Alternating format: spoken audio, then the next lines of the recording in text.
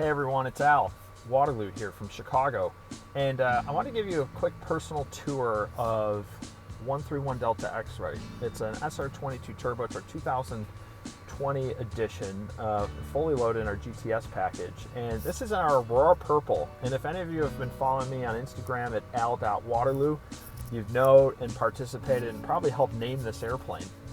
It is unofficially called Purple Rain, or there's kind of a little wrinkle in there where people called it the Joker as well. So anyway, I want to take you on a personal tour. Before we get going, if you don't mind helping this channel out, you can subscribe to it, hit the like button and notifications. Really helps it out. And as we go through on a tour, comment below on things you like, you don't like, you want to learn more about, because I watch and read every one of them. Gives me more motivation to make more of these videos for you guys, so would love it. Anyway, let's get to the tour. What's up, everybody? Here to get up close and personal with this Aurora Purple and Sterling Silver SR22 Turbo. It's my demonstrator, and it is absolutely, it's been a joy to fly. A lot of people have really enjoyed being around the color, which is super fun. I know many of you who follow me or subscribe to the YouTube channel really participated in helping name this airplane. I personally like the Joker, but there's been some people that I think the group masses have named it Purple Rain, and this thing is just super cool as we get a little bit close to it. And I just love this color. Like, I'm kind of a bright color guy, and like, what's you're not abnormal color for an airplane. But I tell you that the reaction that people give when you get close, you pull up on the ramp, is just incredible. You know, I go up to fly from Chicago to northern Wisconsin quite a bit, and when I land this fall or this winter, I ended up landing at Rhinelander, Wisconsin, and the line guy, avid Packers fan, Green Bay Packers fan, which is gold and yellow, and this color, purple and silver, are rival colors for this airplane. Even that line guy came up and said, "Man, this is cool. It's wicked," and I couldn't agree more. But what's really neat is if I get up close to this, I got the key fob in order to lock and unlock the airplane, and you can hear it in the background, everything clicking. Now normally these lights turn on, but actually I have them turned off at the moment inside, and I'll show you where I do that. But when I unlock the doors, what normally happens, this lights up. You end up having a convenience light that turns on down there. Actually, I'm just going to do that real quick, and so that way you can actually see it. Take the door handle. A lot of people love this because on the older airplanes you had to pull down and torque the door, and one side wouldn't open. I'm going to pull this out in order to open it and rotate it up, and just let the door open on its own, and it'll pop open. Love this interior. Wish you could smell it in here, because it smells like new leather, new plane smell. But if you look up here, this is actually where everything sits. If I can go, just like a car dome light, there's off, auto, and on. So I'm going to go ahead and just turn that to auto. And you saw that little light pop on. That's one of the dome lights. There's great looking lights underneath, and in the footwells and everything. So if I actually come out here now to the wing,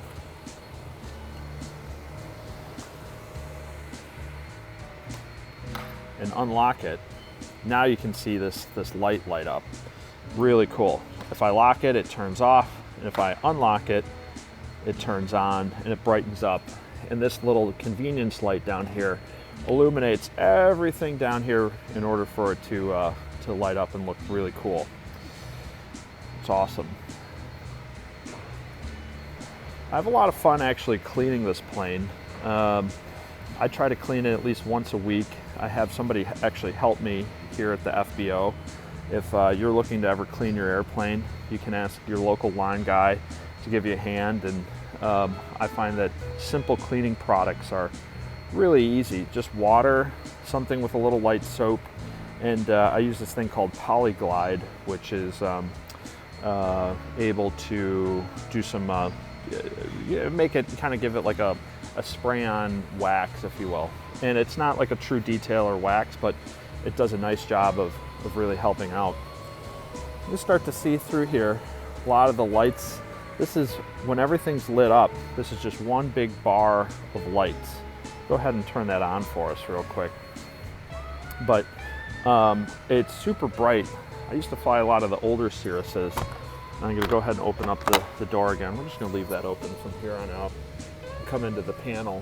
And I'm going to go ahead and turn the batteries on. Battery 2, battery 1, and then I'm going to come over to the lights, which there's like a little point blocker here, and I'm going to go 1, 2, and then 3. That's going to turn all the lights on for us. We'll be able to see what this actually looks like. Super great. So now you can really start to see, hey, when this thing is going, it is bright.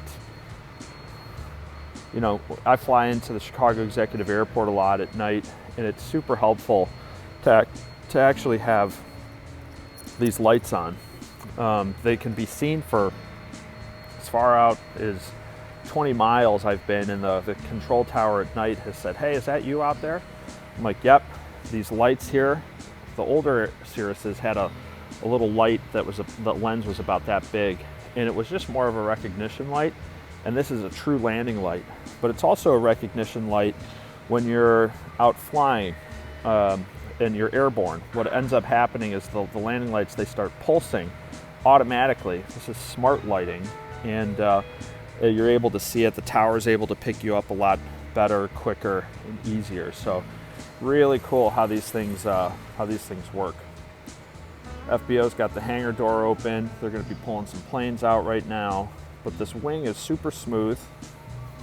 It's fantastic. You can rotate this up and down for part of your pre-flight, but you can kind of see the sheen in here. That this is the Polyglide doing a nice job of keeping everything shiny, and it takes me about, I'd say an hour once a week to really kind of clean the airplane and wipe it down. I enjoy it. I find it actually pretty therapeutic and really nice. And what I really love about it is it kind of helps me with a more extended pre-flight. So I kind of get on the wing, I can see if there's any paint defects. I can get really close to these, the TKS panels here. So this one has the FIKI system, flight into known icing, and you can actually see right here where there's these micro drilled holes. There's about 800 holes per square inch on this, and this is essentially a porous titanium. And fluid oozes out of these holes and coats the wing. It melts any type of ice off of the leading edge, and it rolls on the back portion of the wing in order to do that. You can see I got a little bit of dust here, so my airplane's due for a cleaning. So just shows how dirty and hangars can get, or a little dusty if the plane just sits for a week. Right in here, this is a cuffed wing. This is fantastic. If you get down here, this is one of my favorite angles. You really see the difference in this wing and how much thicker this is on the outer portion. So I tell people that, hey, this is the outer portion of the wing is all for high-speed aerodynamics, or excuse me, it's all for low-speed aerodynamics, and the inner portion is for high-speed aerodynamics. That allows the airplane to go fast. This is super nice in slower speeds if you do slow flight, or when you're coming in for crosswind landings, able to get the outer portion of the wing for the low speed aerodynamics to really kick in and help with the aileron, so your crosswind landing is a lot easier. Here's our fuel cap. It's really cool. It's simple to use. You flip the tab up, you twist this, and you can pull this out. And you can see a little tab in there. And this is really neat. A lot of people, they ask me, they say, hey Al, what's the fuel capacity for the airplane? Well, you can actually see what the tank holds, 46 gallons or 30 gallons to the usable tab, and there's the actual tab in there. I've got just a little bit over the tab It's a little hard to see, but what's really cool is the reality is I can make it anywhere on the eastern seaboard non-stop from Chicago. So I can go from Chicago really anywhere from Portland, Maine, all the way down to Jacksonville, Florida. Can sometimes even hit non-stop in down to Orlando, depending on the winds, if you've got a good wind. And if I've got, let's say I'm carrying a little bit more weight of people, I'll feel to the tabs, and when I have 30 in this side and 30 in the other tank, I can usually make it nonstop to Washington, D.C. or Atlanta from there. Here's our good part of the Fiki system, and this is where you actually top off the de-ice fluid. So we looked at the little porous holes on the leading edge of the Fiki panel, the porous titanium. And what this allows us to do, we can top this off. This tank holds 4 gallons, the other side holds 4 gallons. And it's about 2.5 hours worth of fluid on a normal setting. And certainly enough time or distance in order to kind of navigate in and out of icing. I do that a lot here in Chicago or the northern Wisconsin, where we have a lot of icing conditions to work through. This part is super helpful on the icing system. A lot of people ask me, hey, how do I know if I have ice? And I look at this tab here. This right here is one of the first places where ice is actually engineered to form on the airplane. So imagine sitting in the cockpit right here, and now you just look down on this little tab. You can quickly make a decision whether or not you're picking up ice or not, and you can just simply turn on an on-off switch in the cockpit, which I'll show you a little bit of your icing. You also have an ice light here, so imagine flying at night, how you'd feel whether or not you have ice, you're picking up ice, you're sitting in the cockpit, you can turn your ice light on. It actually shines directly onto this tab, and it's super simple. You just make a decision real quick. Yep, I'm picking up ice, turn the system on and monitor and start to work yourself out of the conditions. So come down here, it's kind of neat. This is our EVS camera. I use this probably 20 times a year. So a lot of people say, hey, I find myself not using the camera as much. I use this for a couple different scenarios. So if I'm going into an airport that I don't normally go into, and it's nighttime or evening or whatnot, I turn that on because I don't necessarily rely and trust any kind of VASI lights on the side of the runway for guidance, because I don't know if they, the guy that's mowing the airport lawn next to the runway hit the VASI lights or the PAPI lights and just kind of knocked it over and put it back and didn't recalibrate the system. So I don't necessarily trust them wholeheartedly, so I turn the camera on at night to see if I'm clearing any power lines or any trees or anything along those lines. This is neat part of the wheel pant here. There's so many different designs that we have and you can use, and just how this looks.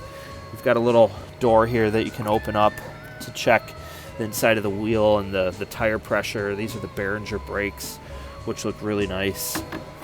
Some of the things here too, this is important. This is good FBO. They actually have these small chocks. These are Cirrus size chocks that actually fit underneath the wheel pant. Some places have chocks that jam up only up to here, so you kind of need a low profile chalk in order to block that wheel. If you're having a hard time putting this low profile chalk into your underneath your wheel, good chance that the tire pressure is extremely low at that point. Start walking around here. This is really neat. Got some windshield nozzles for de-ice fluid. That's a good way to spray a little extra spray up on the window if you need it on approach or something like that. Those don't normally run on their own. They come through. This looks really nice. I think this looks super hot. This black kind of anodized baffling. That was a change a couple years back, and against the black. This is why I call it the Joker. I mean, just this color against black, really cool. Or Tannis heater, you could pull that off. A lot of people will tell FBO people or line crews, hey, you know, plug my airplane in if it sits out overnight during the colder months. Put that in. There's usually a little red light that will indicate whether or not the Tannis heater's on or not. Make sure you put your cowl plugs in if you do use it. You know, not only right now is it important in the springtime because of all the birds, but we need in the winter it keeps the heat in. Doing your pre-flight, watch out for these screws. These are way more important than they look.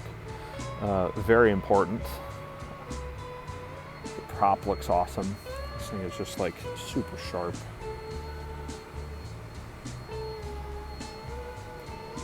Here's the propeller. This leading edge looks really sharp. I think it looks wicked as I zoom out just a little bit. Look at how wide this thing is, this prop is. Had some people get really excited about the 4-blade prop too, and I started to see one up front, and it's so cool. But I tell people when you're up close to it, you can tap this, and it's not metal, it's a composite, Kevlar composite with this little nickel edge here. So really strong and really light, very smooth vibrations, very low nose profile, especially on these turbos. Here's our de-icing TKS pipette. So this little pipette actually leaks out fluid when you turn the system on, the de-ice system on. And you can see these little channels that the fluid is designed to flow through here. And it goes all the way up to this point. And that's where the bulk of the propeller spins a lot slower down here than up at the top. So ice really forms only on this portion of the propeller, and you need the fluid in order to run through. And once it melts that ice off, it reuses that fluid and pushes it all the way back along the cowling and then spreads evenly across the windshield. It's a really cool system. Works very well. See some of the alternators.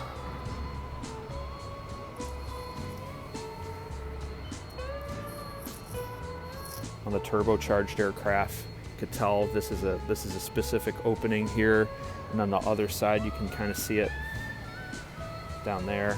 Those are the air inlets that go into the induction system. It's the nose gear. It's fantastic.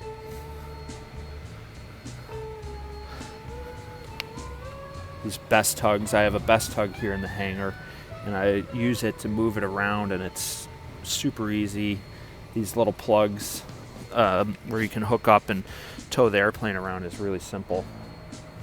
This side right here is for your cabin air, fresh air system. So that's your inlet there. Looking good. I'm going to go ahead and open this.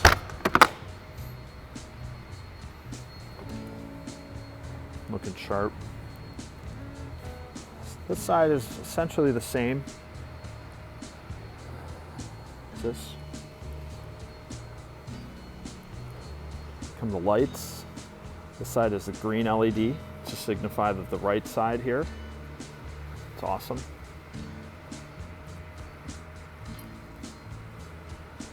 Now, when I push this down the aileron, you can see how this springs back to neutral. You'd be surprised how crisp and sporty and responsive the airplane gets when we're actually out flying. It's literally, you can just take the yoke and just turn it, let go, and then boom, the airplane just literally snaps and holds right into place. And it feels like literally you're driving a Porsche down like a pretty high bank curve. It's awesome. See this side of the wheel pants, they look good. It's kind of funny, these wheel pants are actually, make the airplane go faster. So if you take the wheel pants off due to the aerodynamic shape, you end up losing some speed. And, personally, I think the wheel pants make it look a lot better. If you ever seen a Cirrus without wheel pants, it kind of looks funny in my opinion. Let me know what you think about Cirrus with wheel pants or not. Comment below and let me know what you think. It's pretty cool. These flaps, starting in generation 5 of the Cirrus, awesome. You can put them out at 150 knots. On the G6 SR20, we're able to do that now too, and it's super helpful. I fly into Chicago Midway back when things were really busy back at Midway before this pandemic, and they typically put you in between two 737s going into for landing, and it was super helpful because they would say, hey, maintain 160 knots until a 5-mile final, and you could do that and have your flaps out and be able to kind of comply with whatever air traffic control needed. This does have a 150 knot limitation, so 160 knots until 5-mile final, and then you could put your flaps out, or if they needed 150 or less, you could definitely run with the flaps out. It's super helpful for getting into busier airports like that. Let's picture the interior looking really sharp. Just if you look close at the stitching and the kind of the quality of this leather, it's awesome. One of my favorite details on the plane is actually this little tab.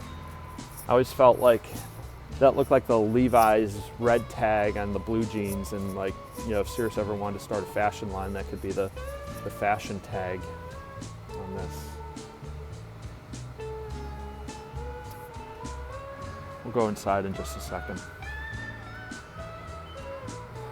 This looks really sharp.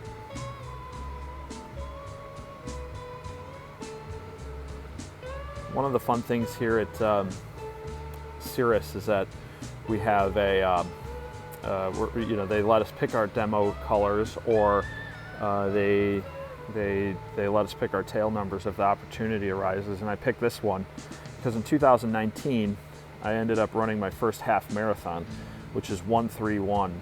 That's what 13.1 is. That's the distance. 13.1 miles is of a half marathon. And DX is a kind of a personal code for one of my good friends at Cirrus. So it's kind of our little code, which is fun.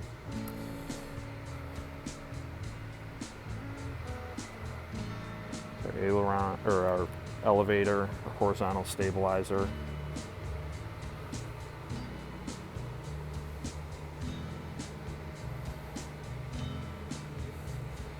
Now this is a Platinum Edition airplane.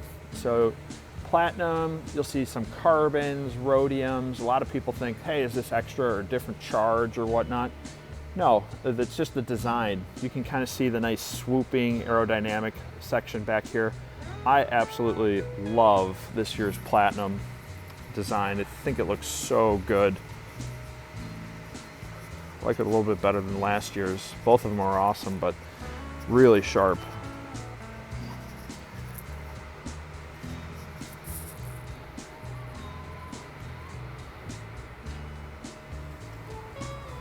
I'll show you in the back seat here in the luggage compartment. This thing is a lot bigger than what it looks. This key right here, this big key is just for the doors. We end up having a fuel cap key, so you can lock your fuel tanks while you're sitting overnight. This is a de-ice key. So these, in order to get fill up the de-ice cap right here, you need to open this and close it. And then this is actually the ignition in order to do it, get the airplane fired up. So we're going to take the big key here, go through, open this. I'm just going to let that kind of open on its own. Here's a few things that I keep back here. So I've got like my little to-go kit. I keep some cleaners and everything back there. Here's a tow bar, log books for the airplane. I keep some oxygen, or excuse me, sometimes I keep an oxygen kit, but then I keep some extra blankets for people that I'm flying with. It's just super nice to have. If the volume really on this is huge, so when you actually like look up, the volume can really fill out. There's a little baggage light back up there that you can see. So when I actually open this up, I can actually put a ton of stuff back here. 3 sets of golf clubs. Heck, I've even had a Corvette bumper back here, 5 cocktail tables. Certainly, 4 people's worth of luggage for a weekend can go in here. It's really nice. A lot of people that have families and kids are gonna love this. This is actually one of those car seat easy click buckles for kid seats and all that. So you can actually start to see a little bit. That's one of those universal easy clip connectors, which is nice. And then if you ever needed more space, you can take this latch over here and turn this. The seat actually back here can recline on this little bracket. So people in the back seat can recline and go, or you can actually fold the seat forward and down and get more cargo space.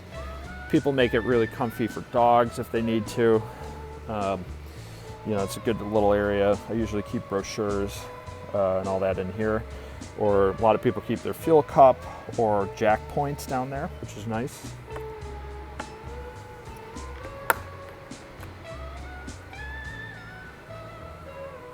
Just such a cool color. I mean, this color is really fun. That's a really, oops, always do this. You want to double check, make sure you have all the straps out. And a lot of people actually, you know, close on this door here. I pull the key out, and what I do is all I have to do is push this closed till it clicks. And now it's locked. Those are windows. Let's go inside.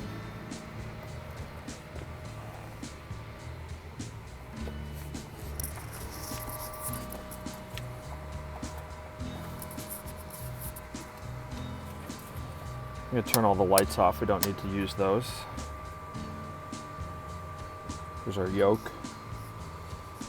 And it's all spring loaded. So if I push this, it will go back. We saw those ailerons. If I move that, I let go of the yoke, they just kind of snap back in. It's fantastic. It's such a smooth, responsive feel. When I'm actually flying, I tried it. Here's our trim. So if I can go forward or back, and a lot of airplanes this size and up have roll trim, so it's aileron trim that actually helps you that way. So if you find yourself having to hold the stick like that, you know, that means that you have a mistrimmed airplane. So you're going to take the trim and add it to the left or to the right, whatever direction you need to go. There's actually a little trim indicator here. So it's only electric trim, there's no wheel. And you can start to see that this little bar here needs to fit in the takeoff slot. So I'm going to take my thumb and adjust this so that this little bar here, that's the indicator, goes right in the takeoff slot. And then a proper roll trim is this point will point right up to that zero, the null point, which is great. Platinum interior is awesome. The platinum, it kind of matches the vibe of the exterior, so you end up having these nickel vents here, this brush nickel, which looks really nice, this brush nickel side paneling. When you do a carbon, it looks a little bit different. Carbon fiber cut paneling right here in black, anodized vents, all the switches, batteries, avionics, strobe lights. Here's the ice light that we were talking about. You can turn that on and look down at the wing at that little tab right there. That tells us that if we have ice or not. And if we do see ice, you know, hopefully we already have our pitot heat on. But then here's the master switch. All we have to do is go off and then turn that on. You can hear it real quick. I'm not going to turn it and run the pump right now. But this has to be checked every 30 days, whether it's summertime or not. There's little sponges in those panels that if they dry out, it can take a long time for your icing to kick back in. So you want to run this every 30 days, summertime or not. In the winter, you know, you're probably using this a little bit more. But this is either on or off. If you turn the system on, it automatically goes to whatever this switch is. So there's a low, a high position, and then there's a max. And this is just like a little push button down. And when you push that button down, the system goes on max for 2 minutes, and it runs 400% of the normal fluid over the wing. It kind of looks like a really flowing, you know, rapid whitewater river going over top of the wing. It's a lot of fluid. Sometimes you may need it. There's a windshield pump. So all I got to do to get a little ice, you know, cleared off of the windshield here is I got to push the windshield button, and that will do it. There's our rheostats for our lighting, so I'm going to turn the screens back on a little bit. I'll make another video of updating the databases, but this is very, very simple to do. It's the other side of the paneling over here. This is air conditioning in the environmental system. So you saw that inlet, and it's very much designed like a car. So you can see that there's these like, once you get everything up and running and the system on, I can turn it, it's off right now, but when I turn it to 0, 1, 2, or 3, you know, we can change how the cabin air flows. We can turn air conditioning on or off or recirc, so to even cool it down even further. I can't tell you how nice it is. Even in Chicago, I'll use the air conditioning like 50-degree day, you know, or excuse me, not 50-degree days, definitely on 50-degree days, but sometimes like I turn the air conditioning on as early as February because you might be in a 35-degree day, the airplane is out on the ramp, it's one of those bright days out in the winter, and it really gets hot inside of the cabin. You kind of have to start taking your layers off, and you know, you might sweat a little bit. So I actually use that air conditioning a lot earlier than people think. Panel looks great.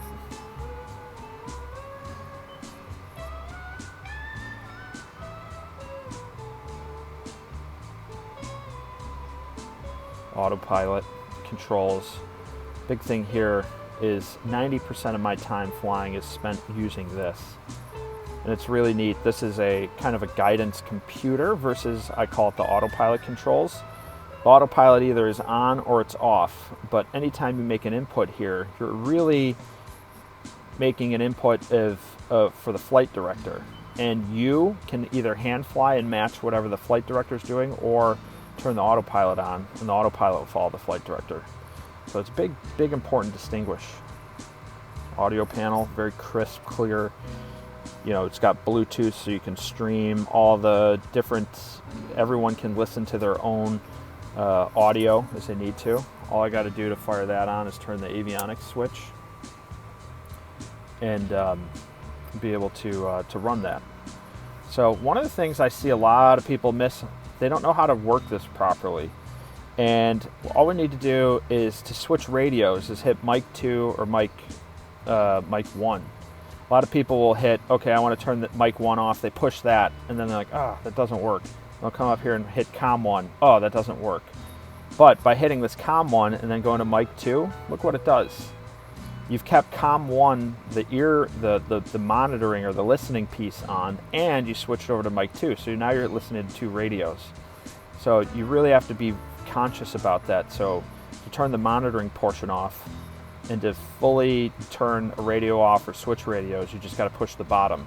Don't, you know, it's like they go around the horn. They're like, oh, that doesn't work, that doesn't work, oh, that doesn't work, oh, now I got it.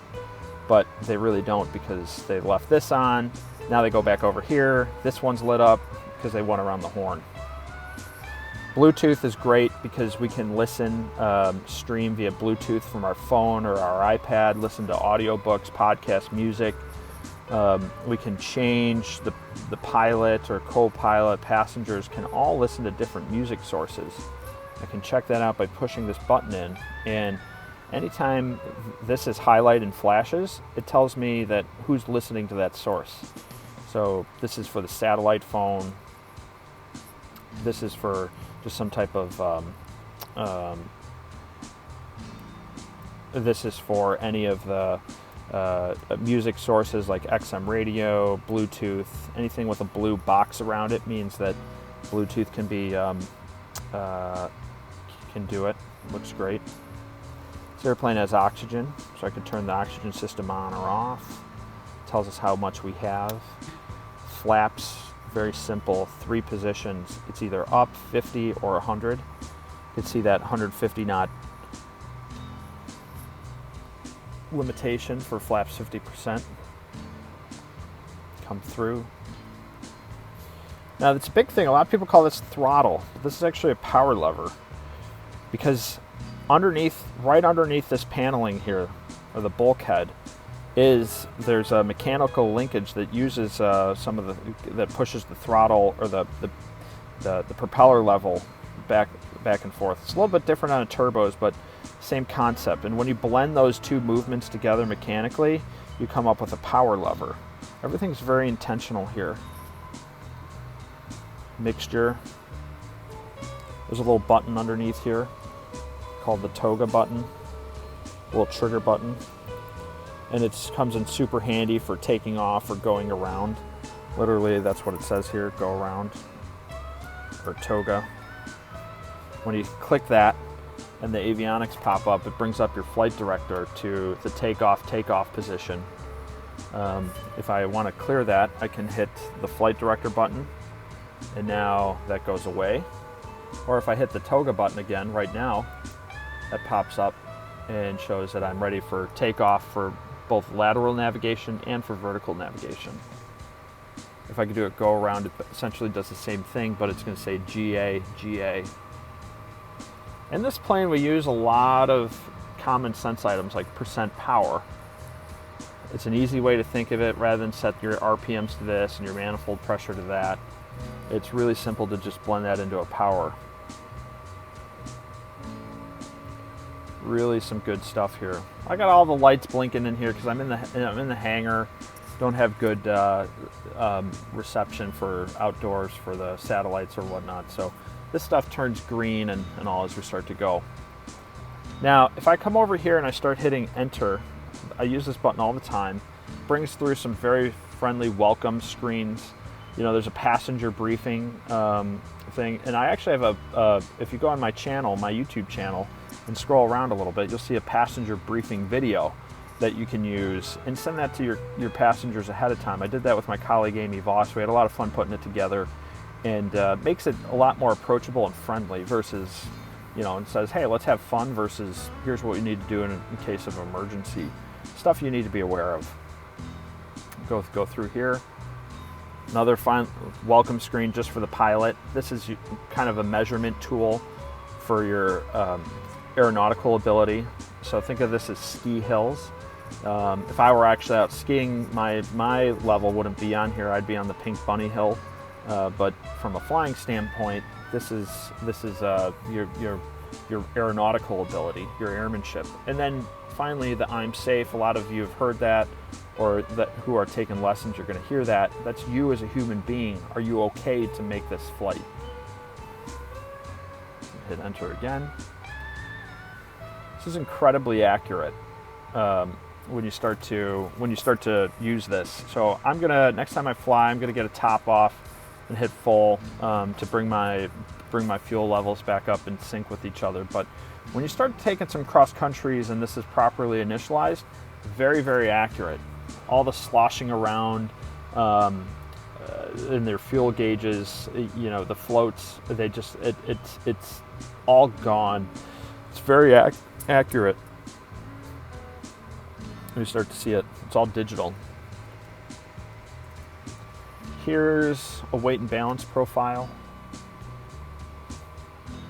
So you can actually go in and change the weight and balance. The airplane knows how much fuel is on board based on what you just told it. And now you can go through and enter different stations. So if you're flying with your buddy, he's 185 pounds. I'm 220. You know, we've got 40 pounds of TKS fluid, no passengers in the back, but let's say we're bringing, 85 pounds worth of stuff in the back. You know, this allows you to check and see where your the weight and balance is. And you're able to really kind of calculate how much you have left in terms of weight, how much this little triangle shows you where you're going to be actually taking off at, and then there's a little diamond that sits underneath that, and that is going to show you where the weight and balance is shifting in flight. So it's going to travel along this. As the airplane gets lighter, you're going to have less weight, and the CG is going to move forward. I'm going to confirm that. Brings us up to our main menus. You go to the aux page using the center knob to scroll over to the aux page.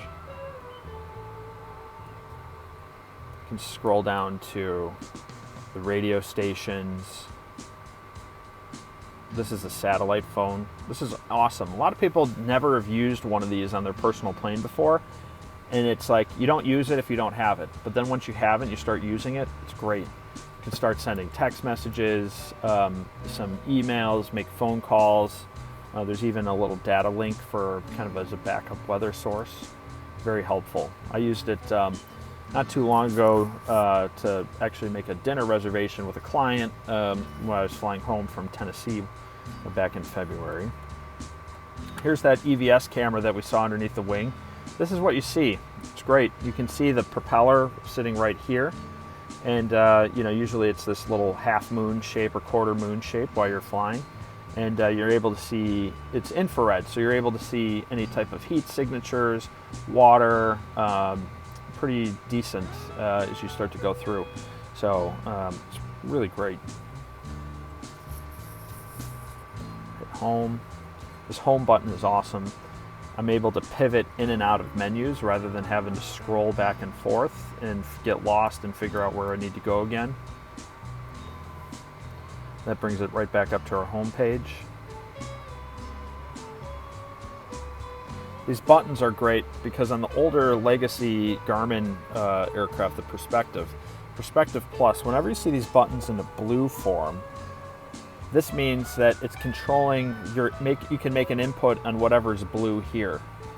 So if I see, all right, so in the comm, all I need to do if I get a radio change and I want to go to Chicago approach, let's say I can go 1, 2, 5, 0, and then flip-flop it, and it goes right on over up here. Or I can go, you know, 1, 2, 1.5 for emergency right up there, and then I can hit flip-flop, and then I don't have the airplane's nice and set up here. The other thing I can do, I can go home. I can do that for the transponder code. So now the transponder code can be entered. So if I went 1, 2, 0, 0, I don't have to hit enter, it just automatically takes, and it defaults back up to comm. If I go to flight plan though, watch what happens to these buttons. They go white. And that's because anything on the flight plan here, I can do, you know, let's say East Troy, Wisconsin, I could go 5, 7, Charlie. So it allows me, because some airports have letters and numbers in them, you know, that's what you want when you're programming your flight plan page. Or if you're programming different altitudes, you can program things over here. You know, that's what the number function is. You'd hate to be trying to plug in 5,000 feet over here in your vertical profile, but it's actually trying to program some bogus frequency.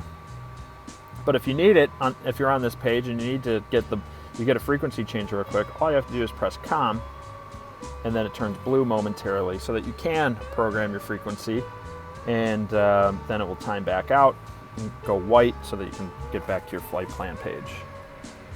It's great. Look at this leather. This is the mocha color. Really soft, really fantastic. I've got a cell phone pouch here, so you can put, you know, 1 or 2 phones in here, sunglasses, whatever you want, so that everyone stays comfortable. The stitching on this is in the platinum design. The seats, the leather can be in carbon or platinum, but the stitching changes. No difference in the comfort of seat. There's a lot more bolstering back in here, which is really nice. These seat belts and seat backs are fantastic. You have an airbag equipped in the seat belt on this side right here. So if we go down under parachute and we don't have to worry about shutting the door or having our face hit the door or whatnot, these will deploy under the right conditions. I always hang up my headsets here. These are great because they're magnets. I can undo those. And what I actually like to do these, it took me a little while to figure this out, but when I hang my headset back up, I grab my hand, I hang the headset on my hand just like this, and I actually come in and grab the strap, and then I put this right on top, and you'll be able to see that this just is a simple magnet and they hold up pretty nicely. These seats can recline back just like this, you know, and this is really cruising here. There's a little lever underneath here where I can actually grab, like, it's like an old car manual seat where you can actually move these. There's a cup holder down here, a little back net for any type of valuables or pilot equipment, supplies. It's super comfortable when you actually go forward. So when the passengers need to get in, you can take this little lever back here and actually roll the seat forward. You can kind of get a good look at what this plane looks like. It smells awesome with this new leather. Really soft. And coming back here, we've got the same in the back seat. A cell phone pouch. Right back here, we've got a USB-C cable, charging cable, a USB cable,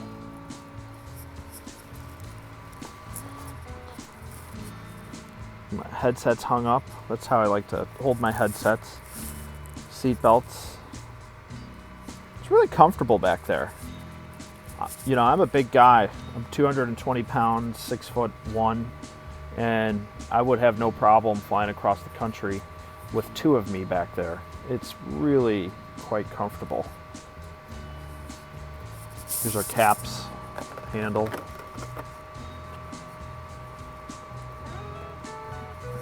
Safety pin.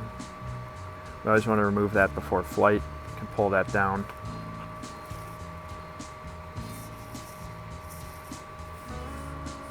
Put this back. It's just simple Velcro that hangs out up here.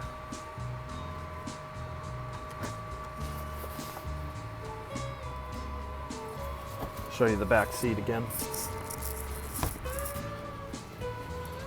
In order to fold the seat forward, all I need to do, oops, I'm trying to do this with one hand, grab that. I can do that easily. Come back in. That's simple. All I got to do is step down.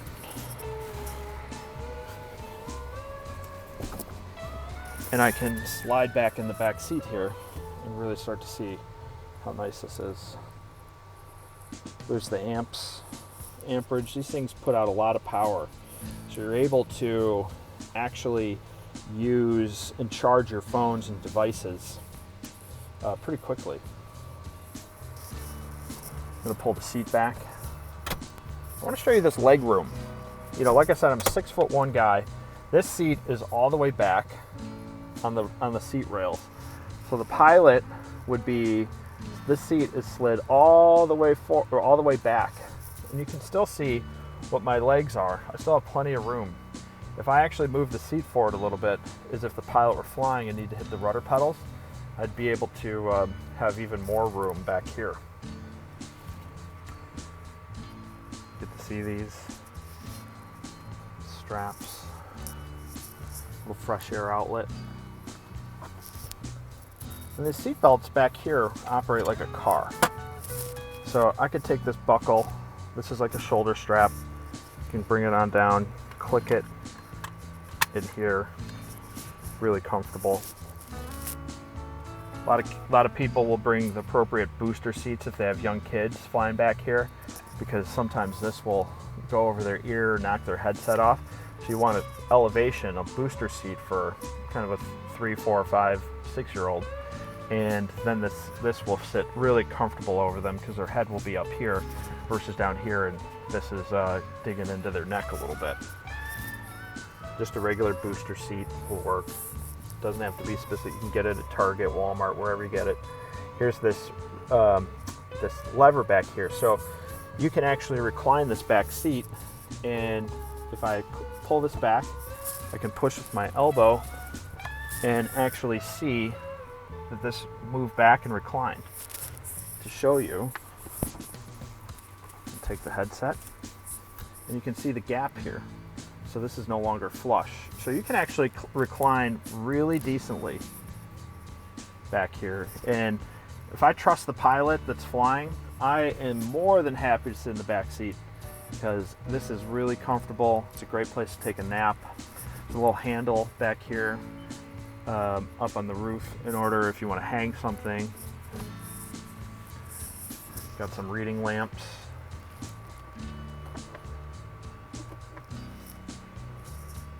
Just fantastic.